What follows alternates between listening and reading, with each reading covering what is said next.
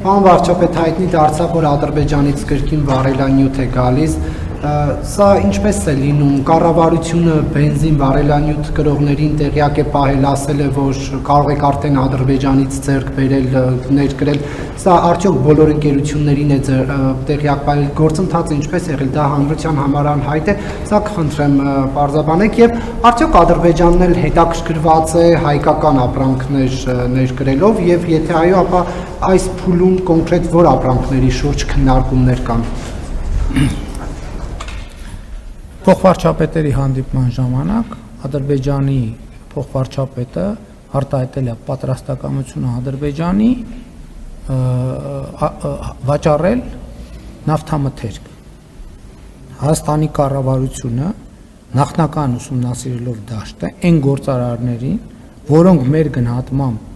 հակված չեն լինի դրանից քաղաքական ակցիա սարքել, ասել, որ օրինակ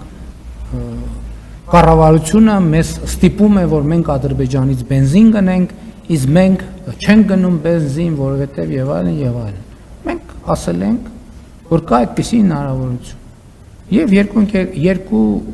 կողմերի ընկերությունները, եթե չեմ սխալվում, Հայաստանի կողմից երկու ընկերություն կապ են հաստատել։ Իմիջիայլոց ասեմ, բոյկոտի դրսևորում առաջին խմբականակի ներկրման ժամանակ եղավ, որովհետև եղան ցանցեր, ովքեր հրաժարվեցին վաճառել այդ բենզինը, ինչը նշանակում է, որ մեր նախնական մտահոգությունը եւ մտավախությունը ճիշտ էր։ Եվ հիմա 1, 2, 3, 4-ին ես կարծում եմ, որ բոլորի համար հասկանալի կլինի, որ այդ շուկան եւ հնարավորությունը բաց է բոլորի համար եւ ով ուզենա կարող է դրանից օգտվել։ Այսինքն որևէ ուրիշ այլ սահմանափակում չկա։ Հիմա անկեղծ ասած տենց process-ներ կան, որ Հայաստանը եւ Ադրբեջանը պոտենցիալ ապրանքների ցանկեր են փոխանակում, թե ինչ ձեռք բերելու եւ ինչ վաճառելու եւ ինչ գնելու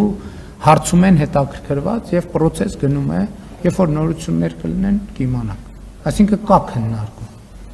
Ես գիտեմ, որ նախնական ապրանքախմբերի ցանկեր են փոխանակվել, դեռևս ուսումնասիրության process-ը։